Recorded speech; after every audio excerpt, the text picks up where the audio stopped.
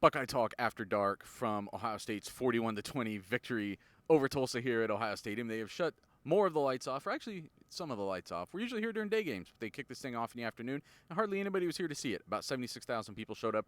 We are grading C.J. Stroud after this performance, 15-25 for 185 yards, 1 touchdown, 1 pretty bad interception. Doug, what is your grade for C.J. Stroud? C and C4, I'd like to see some other quarterbacks. Hey! Yo. I think they got to – I'd like to see Kyle McCord or Quinn Ewers or Jack Miller take a series against Akron next week. I thought any questions you had about C.J. Stroud last week, and some people had more questions than others, there's more questions now. There's a question about how good his shoulder feels, and I think it's possible that Ryan Day may be reluctant to put in another quarterback just for a series. I'm not saying bench C.J. Stroud. That's not what I'm saying. I'm saying give another guy a shot. But what if that guy looks really good? So I think we are entering an interesting quarterback situation here, and it's not fair, but I also think it's real.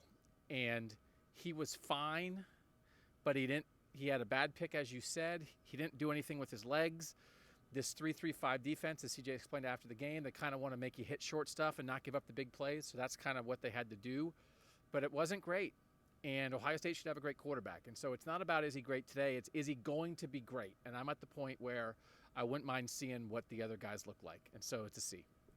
I went C+, and the plus is only for the bomb that you threw over the top to Chris Olave that got taken back by Paris Johnson Jr.'s face mask call. Without that, you add like 50 yards onto his total. That looks a little bit better. But he also gave some things away, including on the interception. I was the one on Buckeye Talk, our postgame last week, advocating for Ryan Day to come out during the week this week, Tuesday, Thursday. He talks to us a couple times. He's got a radio show.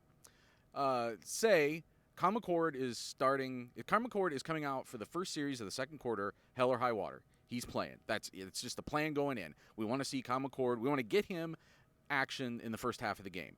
I worry now that kind of what you're saying, Doug, that the farther this goes on, it makes it almost less likely that could happen, because then if McCord comes in and succeeds, you're pushing yourself towards a very public conflict, or if you wait for something to go wrong in a game and now you turn to McCord and try to go back, I think that causes more conflict than if you were to say up front, we've got multiple quarterbacks for a reason. We're going to play multiple quarterbacks for a reason, for a strategy, to make this offense better for the long run. So I agree with you. I think we will see more quarterbacks next week, although I think they thought they should have an advantage enough in a game like this that they would naturally get to play more quarterbacks in a game like this against Tulsa, and instead it's a 7-point game in the fourth quarter. Steven, what is your grade? I'm giving him a D. I thought this was the first day, because I was obviously against you guys in that argument last week in the postgame. I thought this was the first week where I didn't see reason for optimism. The other games, yes, there were bad moments, but there were just as many moments where it's like, oh, really good throw here. Oh, he playmaked here. It was enough to where, like, okay, that's going to turn into more opportunities like that when we get to Penn State, when we get to Michigan, when we get to the playoff. I don't remember any today. Even with the throw to Chris Olave, that's one of the few times Chris Olave was open today. So, of course, he gets the ball. It was kind of set up for him to get it. I didn't see enough of that today outside of maybe when he's stumbling around. I think it was about right here in the 30-yard line, and he finds Olave, and Olave drops it. There was just not reason for optimism. So I'm not fully on your guys' side, but I do agree with the idea that we probably need to see a quarterback next week, at least for a series. And I don't just mean in the second half of a decided game. I mean in the first half when it's a meaningful snap, or maybe it's 14-7 because this defense is awful.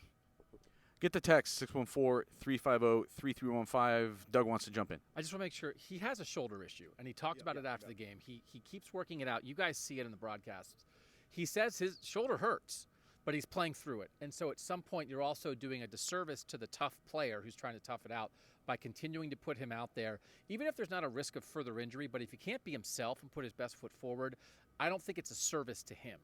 So I don't want this to be too negative about a young guy doing his best.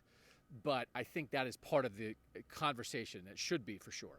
And the reason I was pushing the text there was to say we're going to talk to Ryan Day on Tuesday. We'll talk to him more times during the week. We're going to follow up with more questions about what he saw on film and how C.J. Stroud is progressing. And I think that is just something to kind of monitor through the week, is how much that is going to be a factor going forward, because I think it is a factor. And how are they going to handle that, and will that be part of the reason why they might look at somebody else? Come back 5 days a week for Buckeye Talk Podcast, wherever you can find podcasts.